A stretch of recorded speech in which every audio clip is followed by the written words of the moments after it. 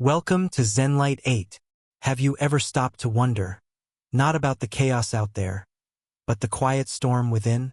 What if the real difference between a life of wisdom and one of folly isn't about what you own, what you know, or how others see you, but how you face yourself? Today, we're diving into 7 subtle yet shocking signs of a foolish woman, straight from the timeless lens of Stoic philosophy. This isn't about judgment. It's about awakening. Stick around because by the end you might just see yourself and your path to inner peace in a whole new light. Let's get started. Sign 1. Prioritizing appearance over character, a Stoic reflection. Have you ever caught yourself staring into the mirror, not to fix your hair or adjust your lipstick, but to ask a question far more piercing? Who am I becoming? It's an unsettling thought, isn't it? Most of us avoid it, brushing it aside with a quick glance at our reflection before rushing back into the noise of life. But what if that fleeting moment held the key to something deeper? What if the way we live, how we choose to spend our energy, where we place our value, reveals more about us than any polished exterior ever could? Welcome to the first sign of a foolish woman through the lens of Stoic philosophy, prioritizing appearance over character. This isn't about shaming anyone or pointing fingers. It's an invitation to pause, to look beneath the surface, and to ask yourself what truly matters. Picture this. You meet someone who seems to have it all together. Her makeup is flawless, blended so perfectly it looks like a filter in real life. Her wardrobe is a revolving door of trends, each outfit more enviable than the last. Her social media glows with curated perfection. Golden hour selfies, witty captions, a cascade of likes and heart eyes emojis. At first glance, she's a vision of success, a woman who's mastered the art of being seen. Heads turn when she walks into a room. Her confidence radiates like a spotlight. But take a step closer. Lean in past the shimmer and the shine. What do you find? Too often, there's a hollowness beneath it all. A life so consumed by how it looks that it forgets to ask what it means. Her energy pours into the mirror, the camera, the approval of strangers, but where's the substance? Where's the soul? The Stoics would call this a glaring mark of foolishness, not because there's anything inherently wrong with beauty, but because it's being wielded as a mask, a distraction from what endures. They weren't against taking care of yourself. Far from it. A well-kept appearance can reflect self-respect, a quiet dignity in how you present yourself to the world. But when that becomes your anchor, when your worth hinges on how you're seen rather than who you are, you've stepped onto a slippery slope. Stoic philosophy cuts through the noise with a simple, timeless truth. Real beauty, the kind that matters, isn't skin deep. It's forged in the furnace of your character, tempered by your choices, and colored by the thoughts you nurture when no one's watching. Marcus Aurelius, the Roman emperor who traded the throne's glamour for a philosopher's clarity, once wrote, "The soul becomes dyed with the color of its thoughts." Think about that for a second. Your soul, your essence, your truest self, takes on the hue of what you dwell on. If your mind is fixated on the next outfit, the perfect angle for a photo, or the fleeting praise of a crowd, what shade does that leave behind? A faint, temporary glow that fades with the next trend? Or something richer, deeper, more lasting? The Stoics believe that our worth isn't measured by what catches the eye but by what steadies the heart.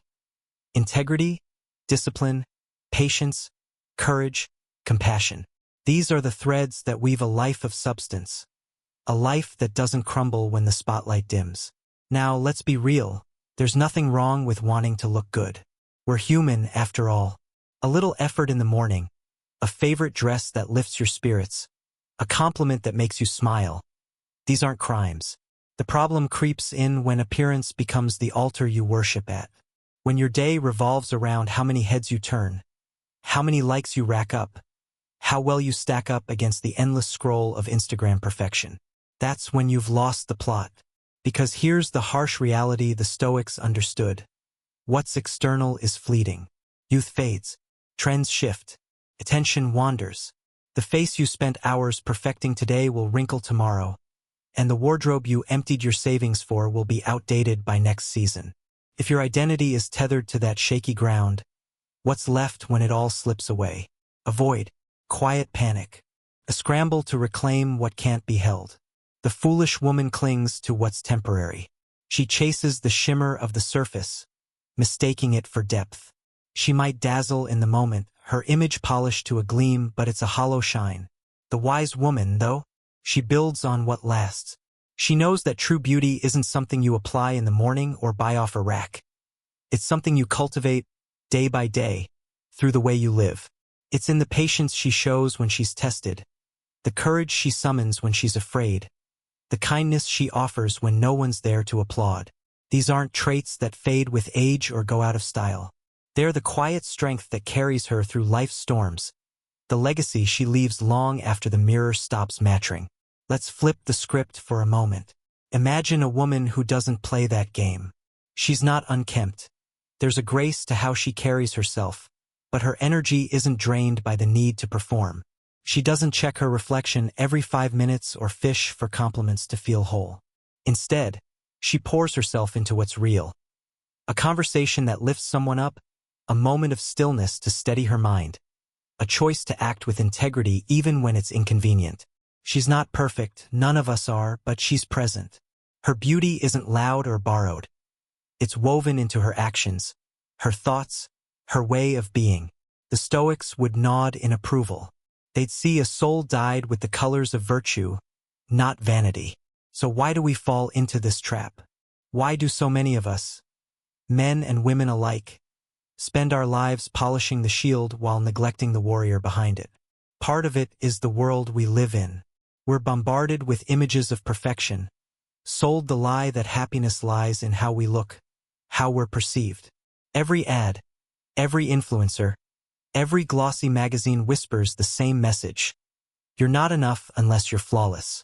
It's a seductive pull, especially when approval feels so good in the moment. But the Stoics would urge us to step back and see it for what it is: a distraction, a mirage, a game you can't win because the rules keep changing. Here's a question to sit with. When beauty fades, and it will, what remains of you? If you stripped away the makeup, the filters, the carefully curated persona, what would you find underneath? Would it be a woman you're proud of? Someone who's grown through her choices, who's faced her flaws and built something solid in their place? Or would it be a stranger? Someone who spent so long chasing the surface that she forgot to dig deeper? The Stoics didn't ask these questions to judge us. They asked them to free us, to remind us that we have a choice, to live for the fleeting or to build for the eternal. Shifting from surface to substance isn't easy. It's not a one-day fix or a quick makeover of the soul. It starts with small, honest moments. The next time you're tempted to obsess over your appearance, scrolling through photos, comparing yourself to strangers, tweaking your look for approval, pause, breathe, ask yourself, what do I truly value? Am I nurturing the person I want to become?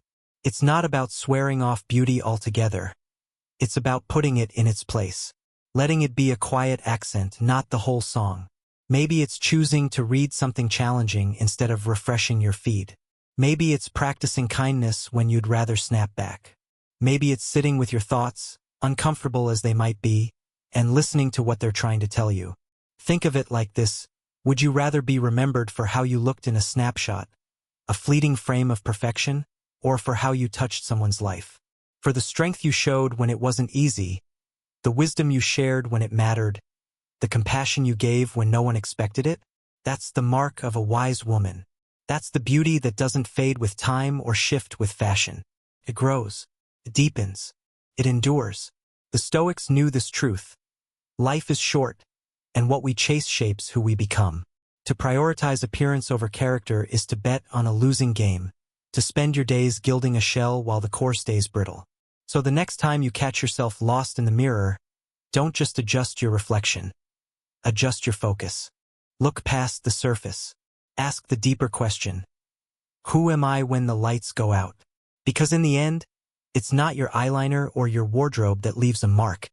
It's your example, your choices, your soul. That's where the real story lives.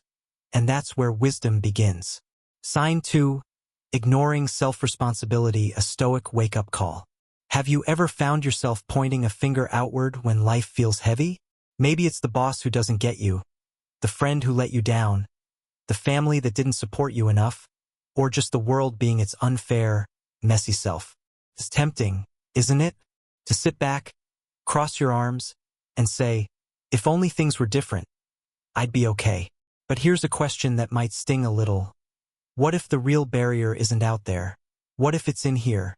Welcome to the second sign of a foolish woman through the lens of Stoic philosophy, ignoring self-responsibility. This isn't about piling on guilt or pretending life's easy. It's about facing a quiet, powerful truth that could change everything. Ready to lean in? Let's explore. Imagine a woman who's stuck. Her job drains her. Long hours, low pay, a manager who barely notices her effort. She comes home exhausted, flops on the couch, and vents to anyone who'll listen. My boss is the worst. This company doesn't care. If they just treat me right, I'd be happy. Days turn into weeks, weeks into months, and nothing shifts. She's waiting for someone to fix it, for the universe to deal her a better hand. Sound familiar? Maybe it's not a job for you. Maybe it's a relationship that's fraying, a dream that's stalled, a rut you can't climb out of. The story's the same. Life's tough, and it's someone else's fault. But here's where the Stoics step in with a hard, clear truth. Your life is your responsibility. No exceptions. No shortcuts. No one else to blame. Now, let's not sugarcoat it. Accepting that can feel like a punch to the gut. It's so much easier to play the victim, to wrap yourself in the comfort of excuses. If my parents had been more supportive, I'd have gone further. If my partner wasn't so selfish, I'd feel loved. If society weren't so broken, I'd have a chance. There's a strange relief in that, a way to dodge the mirror and keep the spotlight on everyone else. But the Stoics saw through it. They'd call this refusal to take ownership a hallmark of foolishness. Not because it's lazy or weak, but because it robs you of your power. When you hand your happiness over to others, when you wait for the world to change before you do, you're not just stuck, you're a prisoner. And the bars? They're ones you built yourself. The Stoics weren't naive. They knew life could be brutal, unpredictable, unfair, full of curveballs you didn't sign up for. A storm could wreck your plans. A betrayal could shatter your trust. A loss could knock the wind out of you. They didn't deny that. What they insisted on, though, was this: you can't control what happens, but you can control how you respond. That's where your freedom lives. That's where wisdom takes root. Think about it. The woman who blames her boss might be right. Maybe he's a jerk, maybe the job's a dead end. But is she looking for a new path? Is she sharpening her skills, tweaking her attitude, or leading with grit despite the mess? Or is she just stewing, trapped in a cycle of complaints, letting the days slip by unchanged? Responsibility isn't about pretending everything's your fault. It's not about beating yourself up for every twist of fate. It's about owning your piece of the puzzle, your choices, your reactions, your next step. The foolish woman waits. She waits for her boss to wake up, her partner to apologize, her luck to turn. She's a passenger in her own life, hoping someone else will grab the wheel. The wise woman, she doesn't wait. She doesn't need the stars to align to find her footing. She takes the reins, not because it's easy, but because it's hers to take. She knows that growth doesn't start until ownership does. Let's paint another picture. Say you're in a fight with someone close, a friend, a sibling, a lover. Words fly, tempers flare, and when the dust settles, you're fuming. They started it. They're so unfair. If they just listened, this wouldn't have happened. You stew in that for hours, maybe days, replaying their wrongs like a broken record. But pause for a second. What if you zoomed out? What if you asked, what did I bring to this? Did I escalate it? Could I have walked away? It's not about absolving them, maybe they were wrong, but about seeing your role. Maybe you snapped back when you could have stayed calm. Maybe you clung to pride when you could have let go. That's the Stoic move. Not blaming, not excusing, but looking square at yourself and saying, what can I do differently? Taking responsibility is uncomfortable. It demands humility, a willingness to admit that sometimes you're the glitch in your own system. Your habits, your fears, your knee-jerk reactions, they're not just the world's doing. They're yours too. But here's the flip side. That discomfort is liberating. Once you stop pointing fingers, you start holding power. You're no longer at the mercy of everyone else's moves. You're the one writing the story. The Stoics loved this idea. They saw every hardship as a chance, not to whine, but to rise. A rude coworker? A test of your patience. A setback? A call to your resilience. Life doesn't owe you smooth sailing. It owes you the chance to steer. So why do we dodge this? Why do we cling to blame like it's a life raft? Part of its human nature, we're wired to protect ourselves, to dodge the sting of accountability. Part of it's the culture. We're fed a steady diet of it's not your fault. Ads promising quick fixes. Voices telling us happiness is just one external tweak away. But the Stoics cut through that noise. They'd say blaming keeps you small, keeps you waiting, keeps you fragile. Ownership, though, that's strength. It's not about perfection, it's about progress. It's about being honest enough to ask, where did I stumble? What can I shift? How can I grow from this? Not because you're the sole architect of every mess, but because you're the only one who can clean it up. Let's bring it home. Think of a time you felt wronged, really wronged. Maybe someone cut you deep, or life dealt you a hand you didn't deserve. Sit with it for a moment. Feel the weight of it. Now ask, what did I do next? Did I let it define me, or did I decide what it meant? The woman who ignores responsibility stays stuck in that wound. She nurses it, feeds it, lets it shape her days. The wise woman feels it too, but she doesn't stop there. She asks, what's mine to carry here? What's mine to change? She doesn't need the world to apologize to find peace. She builds it herself, brick by brick, through her effort, her attitude, her will to learn. Breaking free from blame isn't a grand gesture. It's quiet. It's daily. It starts when you catch yourself mid-excuse, if only they'd. And pivot. Pause. Breathe. Ask instead, what can I do right now? Maybe it's swallowing your pride and saying sorry first. Maybe it's walking away from a fight you can't win. Maybe it's picking up a book, a skill, a habit that moves you forward. Small steps, sure, but they stack up. They turn a victim into a creator. They turn a complaint into a lesson. That's the Stoic promise. Your life might not bend to your will, but your soul can rise above it. The beauty of this path is its simplicity. You don't need permission. You don't need perfect conditions. You just need your honesty, your courage, your choice to stop waiting. The Stoics would tell you no one's coming to save you, not because you're alone, but because you don't need saving. You've got the tools. You've got the pen. The next sentence of your story? That's on you. Will it be another chapter of Why Me? Or the start of What Now? Responsibility isn't a burden. It's your ticket out. It's your freedom. And the moment you grab it, you're not just living, you're shaping who you'll become. So the next time life trips you up, and it will, don't rush to point outward. Look inward first. Ask the tough questions. Own your peace. Because in that choice, you're not just a woman caught in the chaos, you're a woman claiming her power.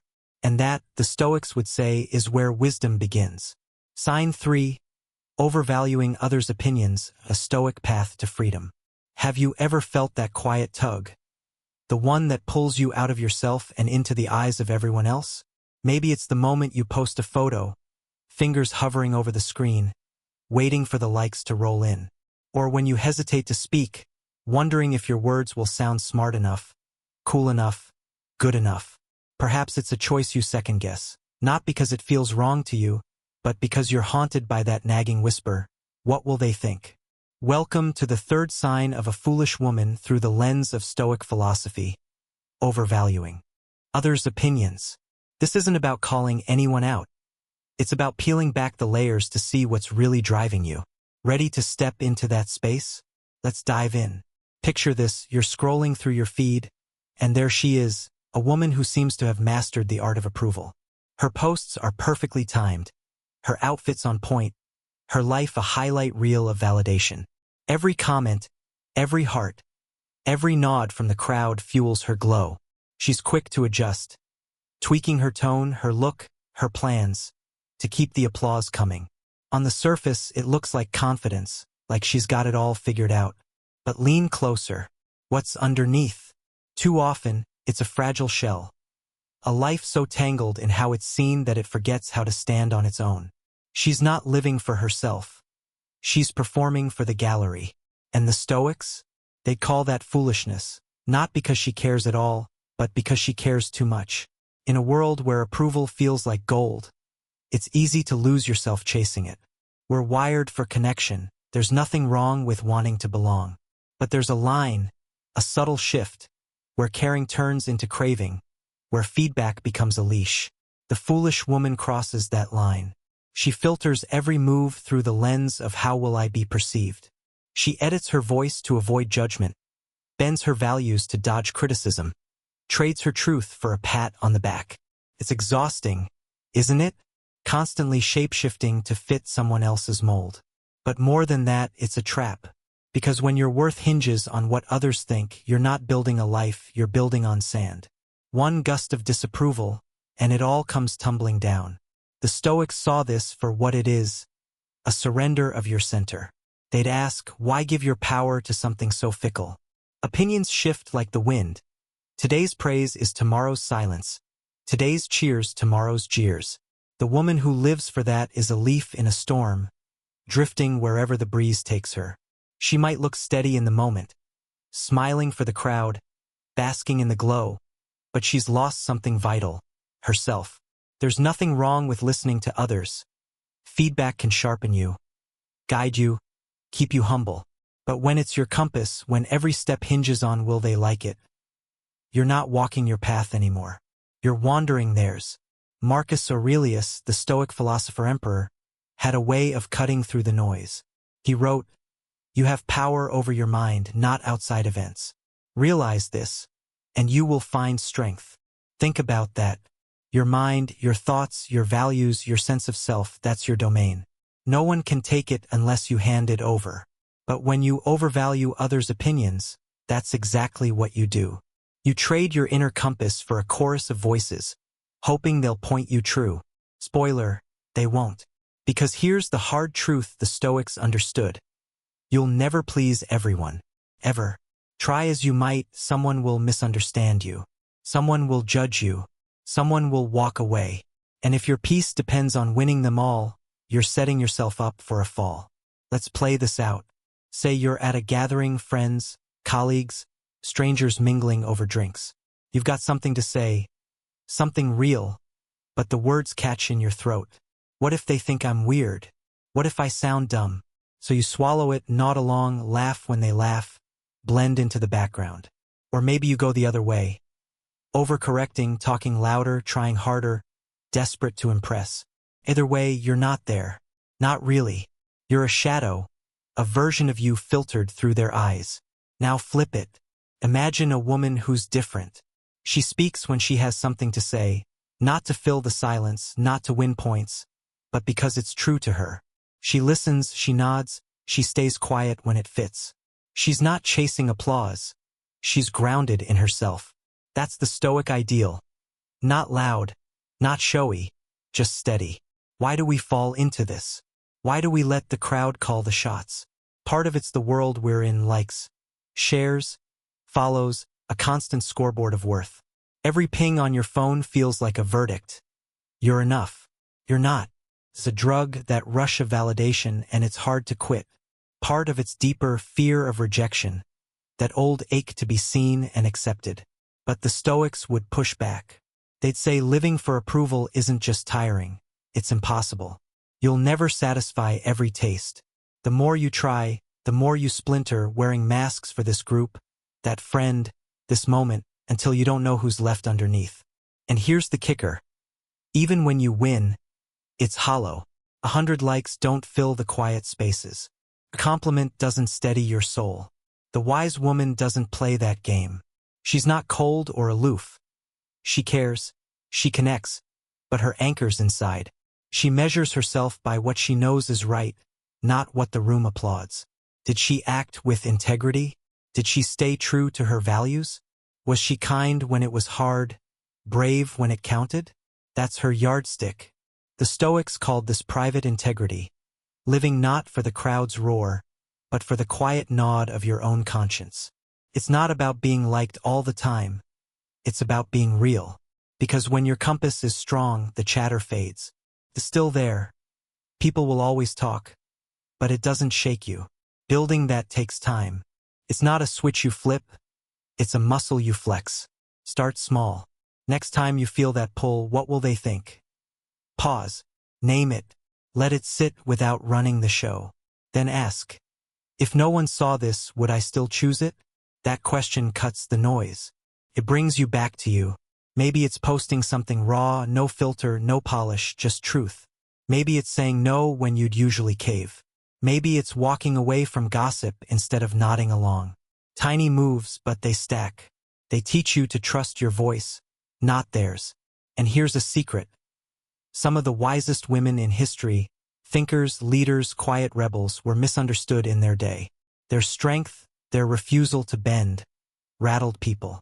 But they didn't need universal love, they needed their own. Let's talk about the fallout.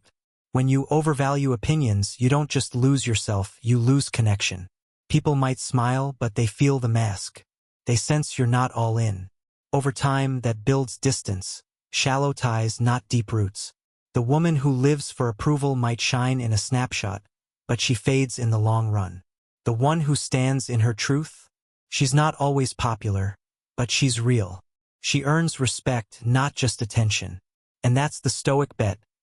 Depth over performance, authenticity over applause. So how do you break free? It's not about shutting everyone out, it's about tuning in right. When that urge to please creeps up, don't fight it. Just see it. Oh, there's that need again. Then shift. Ask, is this mine or theirs? Does this fit who I want to be?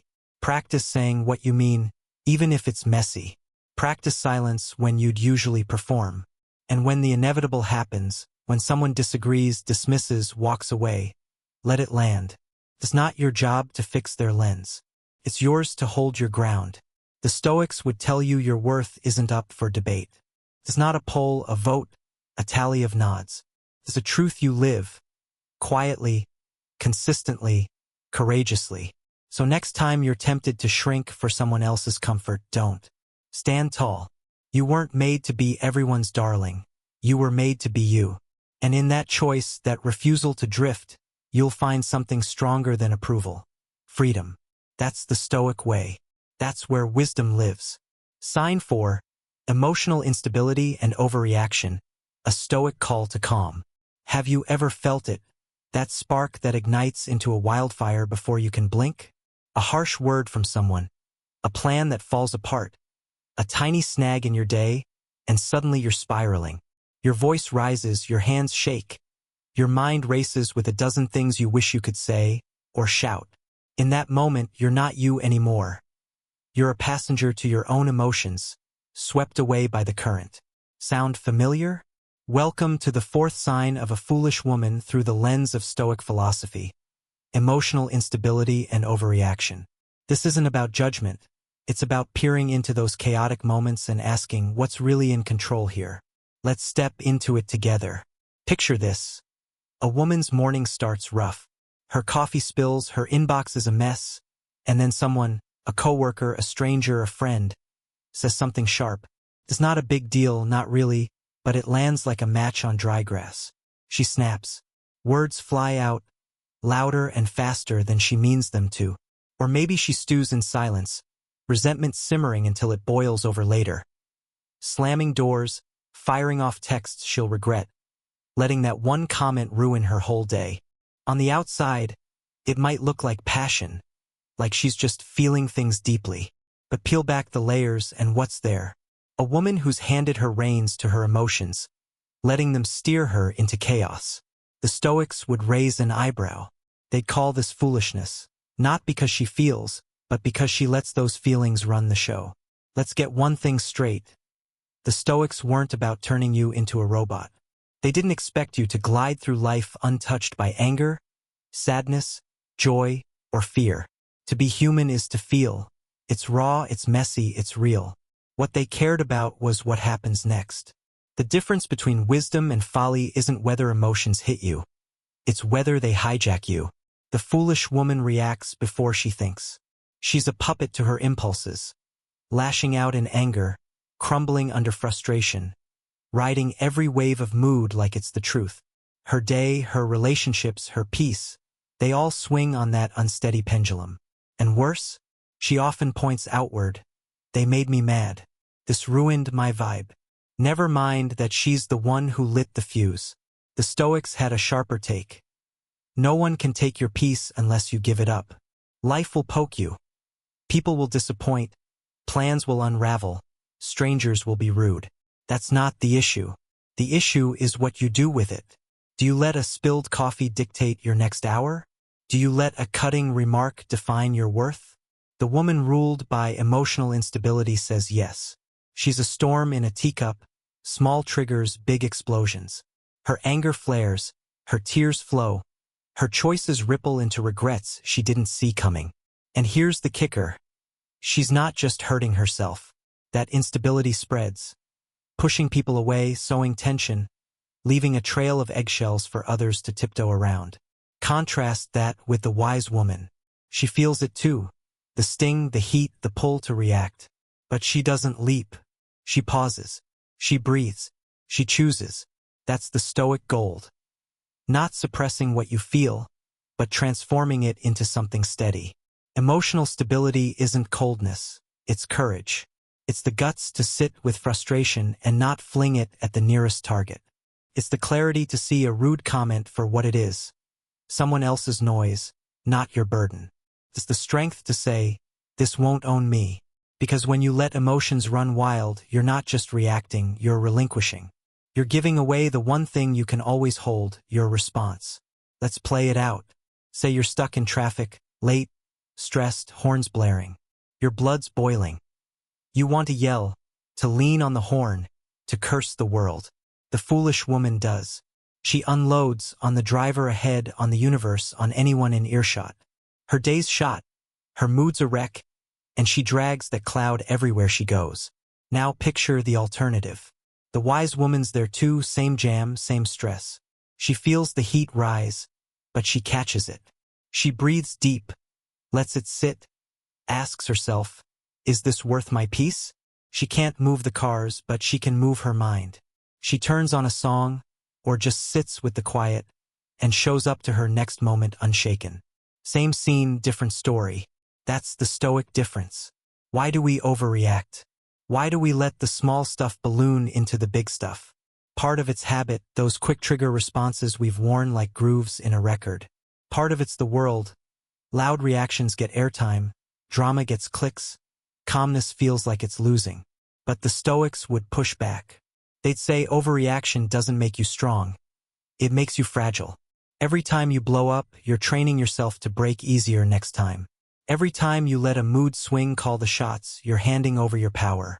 And power, real power, isn't in the shouting. It's in the stillness. It's in the choice to step back when you want to lunge forward. Building that choice isn't instant. It's a practice, a slow burn. Start with awareness. Catch the wave before it crashes. Next time you feel that rush, anger bubbling, panic spiking, don't move. Just notice. Oh, there it is. Name it. I'm mad. I'm hurt. Let it sit without feeding it. Then ask, is this serving me? Is this worth my calm? More often than not, it's not. That pause, that tiny gap between feeling and doing, is where you take the wheel back. Maybe you still speak. Maybe you need to, but it's not a flare. It's a flame, controlled and clear.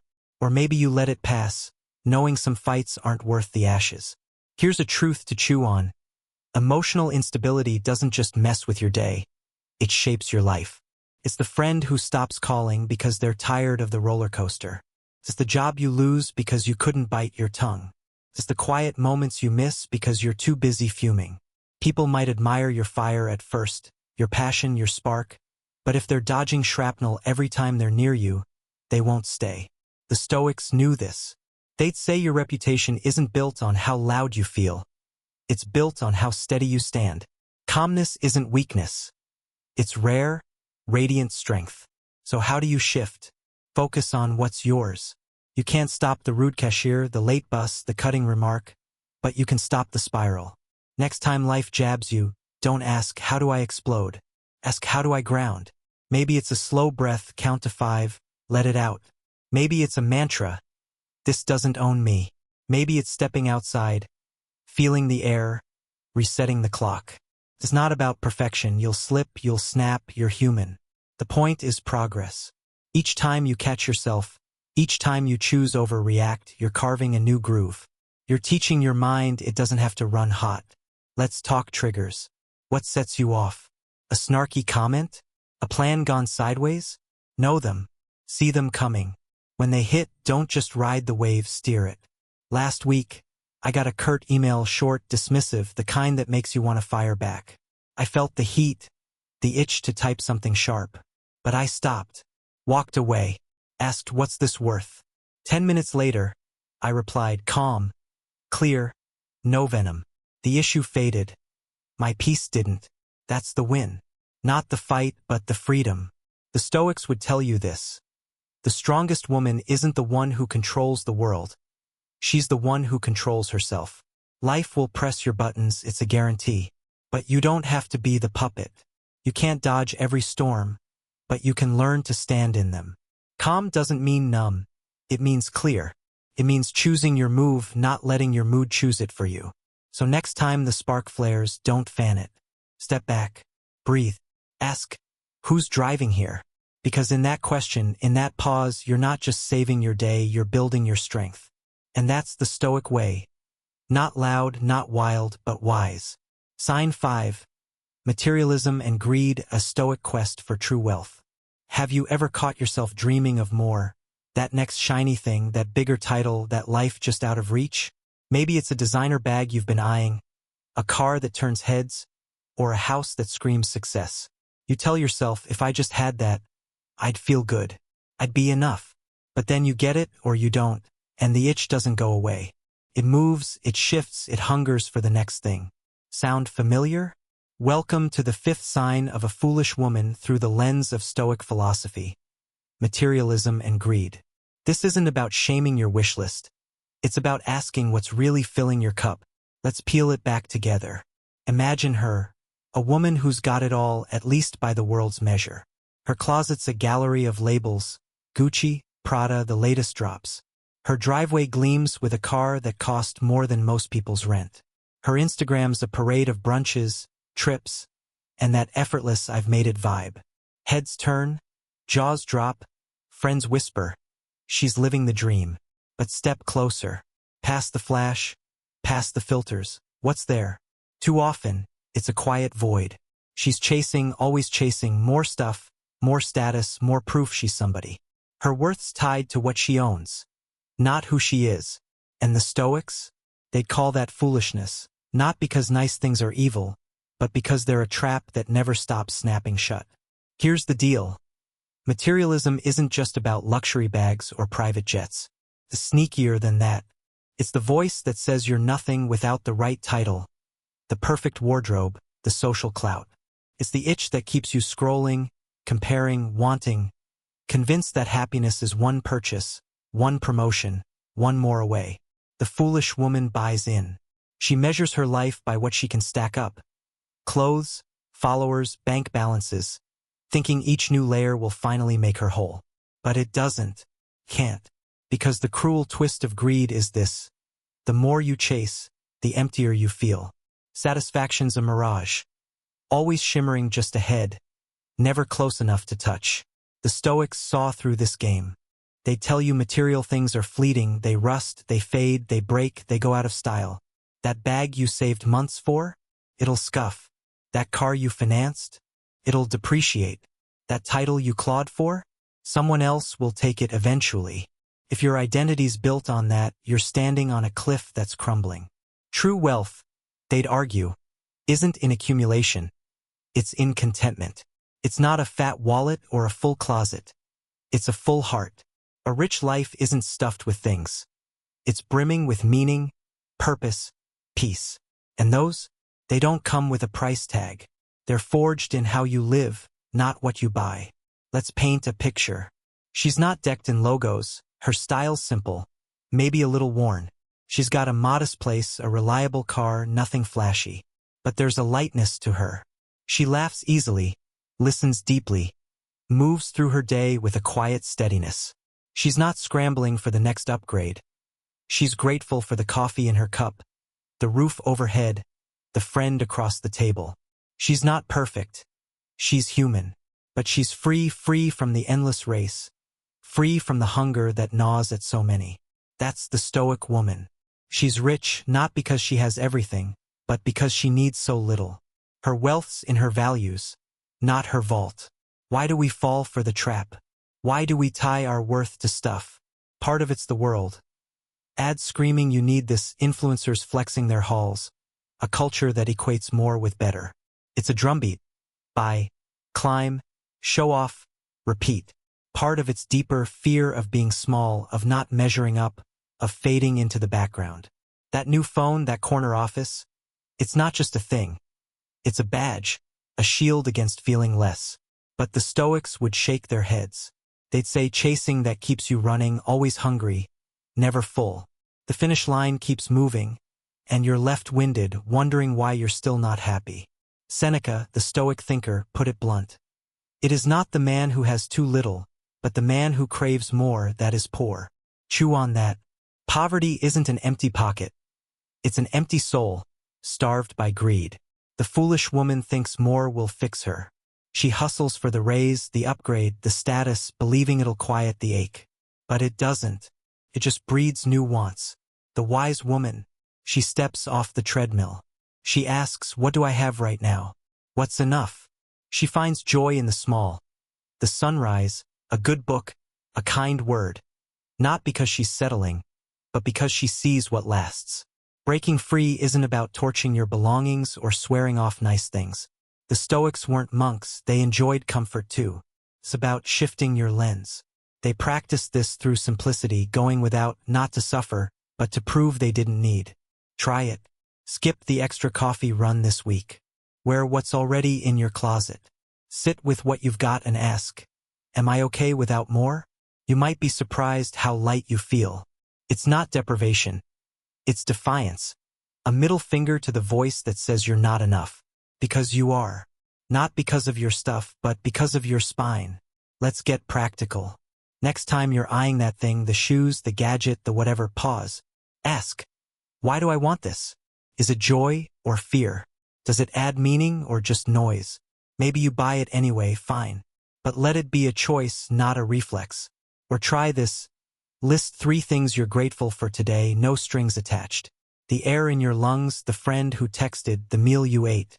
It's cheesy until it works. And it works. Gratitude flips the script. It starves greed out, not with force, but with fullness. You start to see you've got more than you thought. The fallout of materialism isn't just personal, it's relational.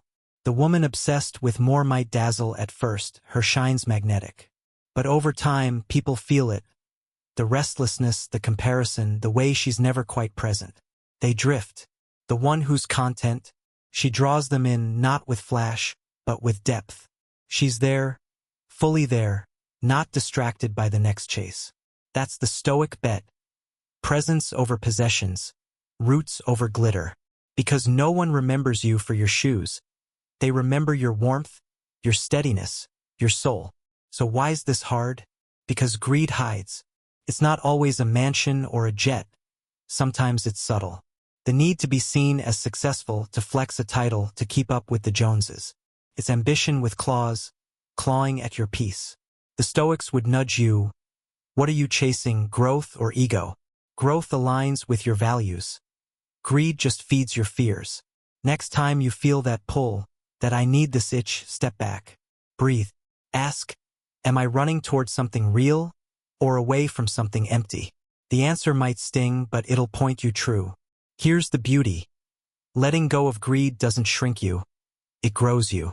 You get lighter, freer, less tethered to what rusts. You don't need less, you need less need. The Stoics practiced this daily, thanking what they had, shedding what they craved, finding strength in enough. You can too. Start where you stand. Look around, what's good right now? Not perfect, not lavish, just good. Hold it. Feel it. That's wealth, the kind no one can repossess. The woman who chases more might gleam for a season, but the one who chooses enough, She glows forever. Not with stuff, but with substance. So next time you're tempted to measure yourself by what you lack, don't. Look at what you carry. Your grit, your grace, your quiet yes to what matters. That's the Stoic way. That's true riches. Because in the end, it's not the car you drove or the bag you slung. It's the life you lived, the mark you left, the peace you claimed. And that's a treasure worth building. Sign 6. Avoiding self-reflection and growth, a Stoic mirror to the soul. Have you ever run from a quiet moment? The kind where it's just you, your thoughts, and no distractions to hide behind? Maybe it's easier to scroll your phone, binge a show, or keep the day so packed there's no room to breathe. Anything but sitting still and asking, am I living well? It's a small question, but it carries weight we often dodge because looking inward can feel like staring into a storm. Welcome to the 6th sign of a foolish woman through the lens of Stoic philosophy. Avoiding self-reflection and growth. This isn't about pointing fingers, it's about daring to hold up the mirror. Ready to face it? Let's step in. Picture her. She's busy, always moving, work, friends, errands, a blur of motion. She's got a quick laugh, a sharp comeback, a knack for keeping things light. Mistakes? She brushes them off, no big deal, stuff happens. Feedback? She sidesteps it, they don't get me, whatever. On the surface, she's fine, maybe even thriving. But peel back the rush, the noise, the deflection, and what's there? A life on autopilot. She's not growing. She's coasting. Same patterns, same reactions, same excuses year after year. She wonders why nothing changes. Why the same fights flare up, the same ruts deepen. But she never stops to look at the common thread. Herself. The Stoics would call this foolishness. Not loud or brash, but quiet, stubborn, and deeply destructive. Here's the truth they'd hammer home. Without reflection, there's no growth. And without growth, wisdom's just a word, not a way of life. The foolish woman avoids that inner gaze. She'd rather stay distracted, doom-scrolling, gossiping, filling every gap with noise, than sit with her own mind. It's not laziness, not always. Sometimes it's fear of what she'll find if she digs. Flaws she can't laugh off. Choices she can't undo. A gap between who she is and who she could be. So she runs. She hides in routine, in comfort, in the lie that she's fine as is. But a life without reflection isn't living. It's drifting. You might look busy, but inside you're stuck. The Stoics weren't about guilt trips or navel-gazing. They saw reflection as a tool, sharp, practical, liberating. It's not about beating yourself up over every slip. It's about realigning. Observing yourself like a scientist, not a judge. What worked today? Where did I stumble? How can I step up tomorrow? They believed you can't live true to your values, integrity, courage, kindness, unless you check in. Are you veering off course? Are you clinging to habits that don't fit the woman you want to be? Without that pause, that honest look, you're blind. You repeat the same missteps, react the same way, wonder why the view never changes. Foolishness isn't the mistake. It's the refusal to see it. Let's play it out. She snaps at a friend, sharp words. Quick temper. It's over fast. But the sting lingers. The foolish woman shrugs. They pushed me. It's on them. She moves on, no rewind, no rethink. A week later, it happens again, different face, same flair. She doesn't connect the dots. Now picture the wise woman. She snaps too. She's human. But she doesn't let it slide. Later, alone, she sits with it. Why did I bite? Was it them or me? What's this anger hiding? She doesn't wallow. She probes. Maybe she sees a trigger, stress, pride, a sore spot. Maybe she decides next time she'll breathe first, speak second. It's not magic. It's method. That's the Stoic way. Every slip's a lesson. Every flaw a chance to build. Why do we dodge this? Why do we duck the mirror? Part of it's the pace. Life's loud, fast, relentless. Stopping feels like falling behind. Part of it's comfort, reflection's messy, raw, a little scary. It's easier to binge a series than face your own script. But the Stoics would nudge you. Running from yourself doesn't save you, it stalls you. The woman who avoids growth isn't protecting her peace. She's preserving her cage. She might dodge the sting of truth today, but she pays tomorrow. Stagnation, disconnection, a quiet ache she can't name. Because here's the kicker, you don't just stay still, you slide. Unchecked habits harden. Blind spots widen. What you won't face festers. The wise woman doesn't fear that. She leans in. She's not chasing perfection. She's chasing progress. She sees her cracks not as shame, but as soil. Places to plant something better. A missed deadline? She asks, where did I drift? A sharp word? What sparked that? She's not flawless. She's awake. The Stoics loved this reflection as a compass, not a whip. They'd sit at day's end, not to brood, but to sift. What did I do well? Where did I falter? What's my next move? It's simple, but it shifts everything. Awareness breeds choice. Choice breeds change. And change?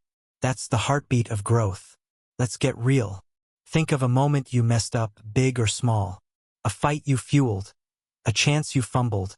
A day you wasted. Did you look at it, really look? Or did you shove it aside?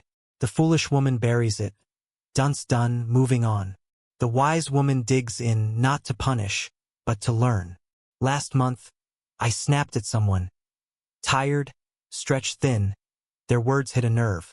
I could have blamed them, they were rude first, but I didn't. I sat with it later. Saw my fatigue, my edge, my choice to bite back. Next time, I caught it mid-breath. Still felt the heat, but didn't let it burn. That's growth. Not grand, not instant, but mine.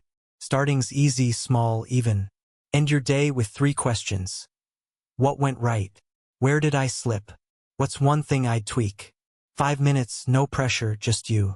Or catch it live, mid-argument, mid-doubt, pause. Am I reacting or responding? Does this fit who I want to be? It's not a retreat. It's a reset. Another trick. Feedback. Not the fluffy kind, but the real stuff. Ask someone you trust, where do I trip up? Listen, don't flinch. It's not attack. It's light. The Stoics thrived on this truth over comfort, growth over ego. You don't need hours or silence, just willingness. A crack of honesty and the rest follows. The cost of dodging this isn't loud, it's slow. Relationships fray because you don't see your part. Opportunities slip because you don't shift. You stay the same, not because you can't change, but because you won't look. The Stoics would say that's the real loss. Not the mistake, but the chance it offered. The woman who reflects doesn't just fix. She grows.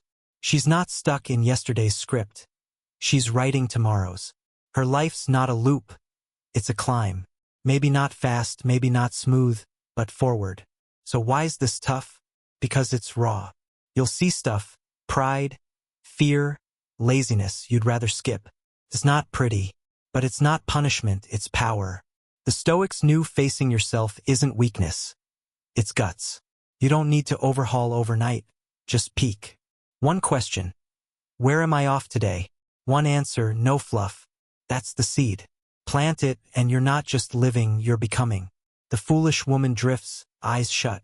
The wise woman walks, eyes open. She's not flawless. She's forging. Here's the payoff. Reflection doesn't just tweak you. It frees you. You shed what doesn't fit, old grudges, dumb habits, stale fears. You step lighter, clearer, closer to your core.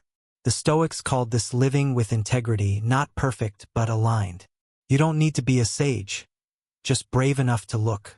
Next time you're tempted to run, to scroll, to dodge, to numb, don't. Sit. Ask what's here. It might itch, it might ache, but it'll grow you. Because your next breakthrough isn't out there.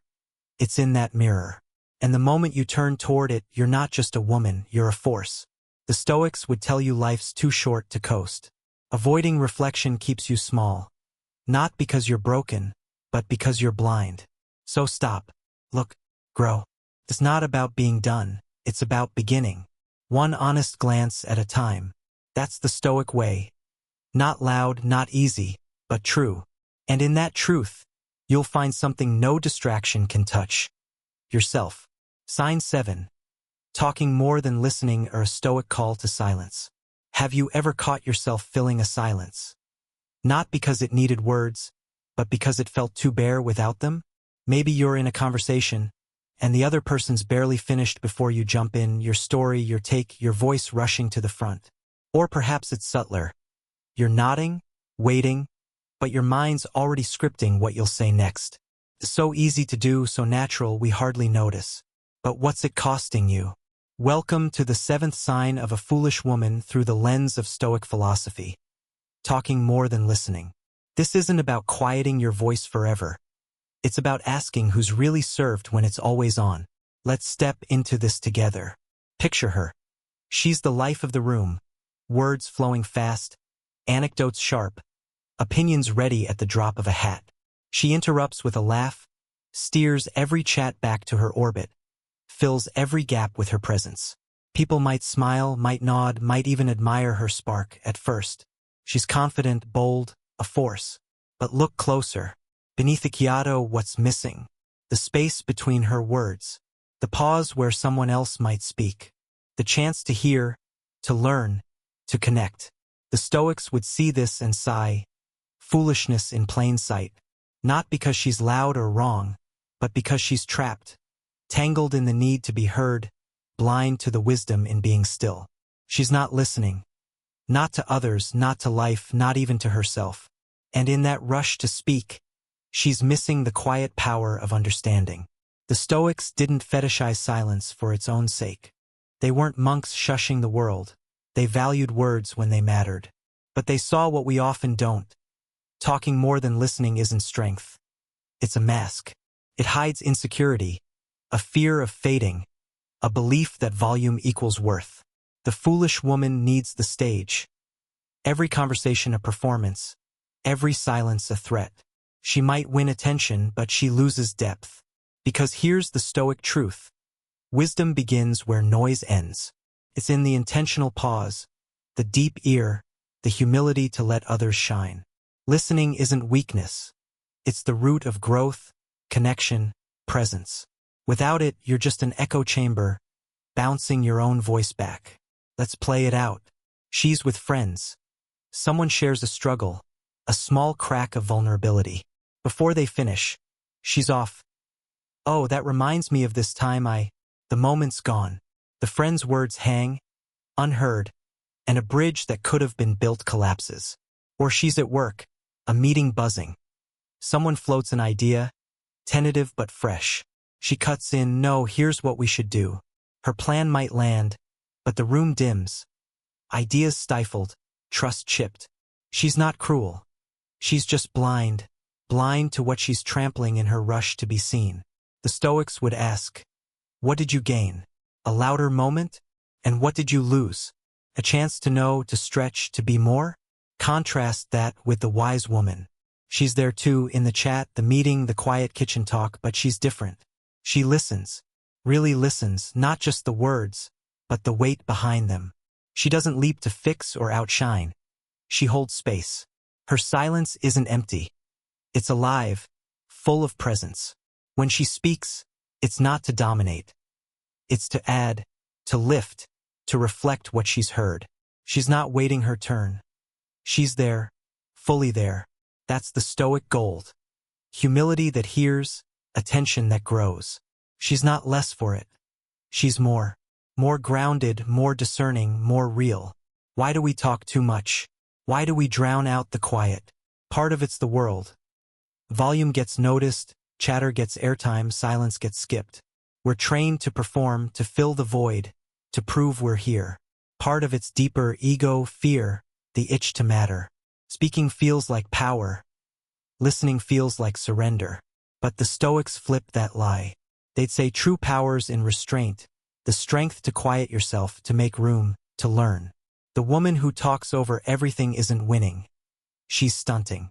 She's locked in her own loop, recycling the same thoughts, missing the new. The one who listens. She's open to others, to truth, to the still voice inside she's too busy to hear. Marcus Aurelius wrote, "Be silent as far as you can. Speak only what's necessary." It's not about muting yourself, it's about meaning it. The foolish woman spills words like loose change. Plenty, but cheap. The wise woman spends hers like gold, sparing but rich.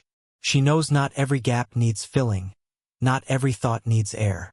Sometimes the most potent thing you can offer is your ear, undivided, unhurried, unguarded. It's a gift to them, to you. Because listening isn't just polite, it's a mirror. It shows your capacity to step off the throne, to soften the ego, to let the world in. Let's get practical. Next time you're talking, really talking, catch yourself. Are you rolling over someone? Are you prepping your line while they're mid-sentence? Pause. Feel that urge to jump in. Ask, is this worth saying? Am I adding or just airing? Then try this. Sit with someone, friend, stranger, kid, and just hear them. No fixing, no topping, no steering. Let their words land. You'll feel awkward at first, silence can itch, but stick with it. You'll hear things, nuance, hurt, hope you'd have steamrolled before. And here's the bonus. You'll hear yourself too. Not the chatter, but the deeper hum, your gut, your truth, the stuff noise drowns out. The fallout's real. The woman who won't listen doesn't just miss out. She drifts apart. People tire of being props in her play, smiling on cue, but pulling back. Over time, she's loud but alone. Attention won, connection lost. Her relationships thin, her world shrinks. The listener builds different. She earns trust, not applause. Her silence says I see you, and people stay for that. The Stoics knew this. Respect grows where presence lives, not where volume reigns. You don't need to be the megaphone, you need to be the ear. So why is this hard? Because it's counter to the scroll, the buzz, the race to stand out. Takes guts to hush when the world yells speak.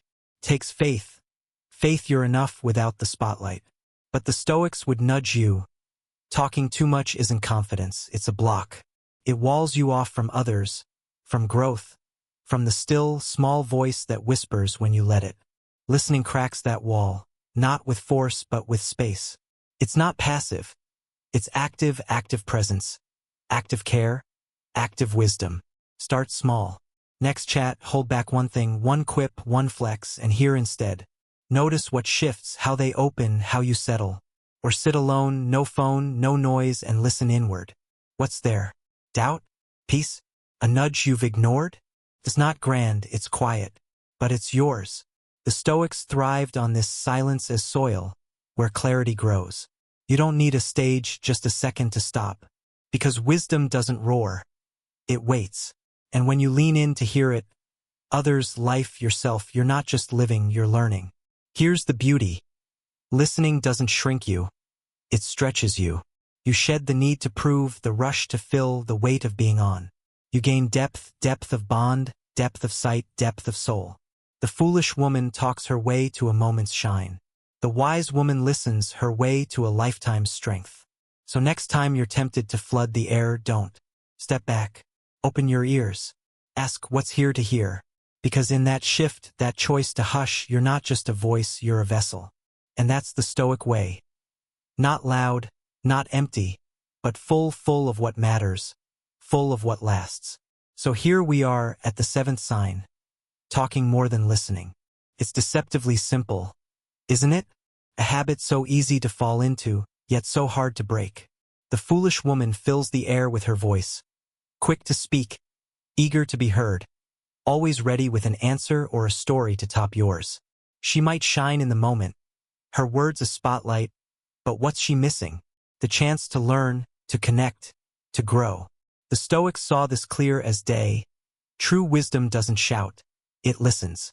It's in the intentional silence, the deep presence, the willingness to let others, and even yourself, be heard. Because when you stop talking long enough to really hear, something shifts. You're not just a voice in the room. You're a bridge to something greater. Think back through these 7 signs. Prioritizing appearance, dodging responsibility, craving approval, overreacting, chasing stuff, avoiding reflection, and now this. They're not random flaws. They're threads of the same cloth.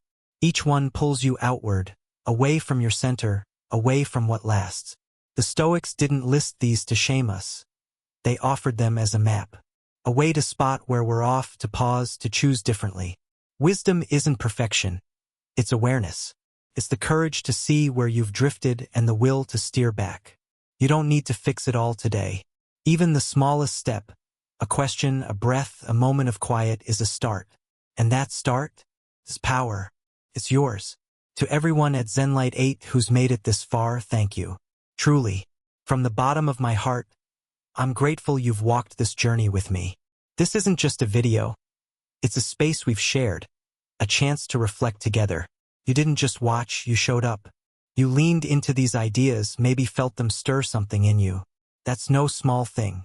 If any of this resonated, if one sign hit home, if one question lingered, hold on to it. Let it simmer. You're not here by accident. You're here because you're seeking, because you're ready to grow. And that's what ZenLight 8 is about. Not preaching, not posing, but exploring what it means to live well. So take a breath. Be kind to yourself. Ask, where do I begin? Maybe it's listening more tomorrow. Really hearing someone, not just waiting your turn. Maybe it's one of the other signs calling you to shift. Whatever it is, you've got this. Your next step's waiting, and it's yours to take. Thank you, ZenLight 8 family, for being here, for reflecting with me, for choosing wisdom over noise. There's more to come, stay with it. Because the woman who dares to grow, even when it's hard, is already powerful in the truest way. See you in the next one.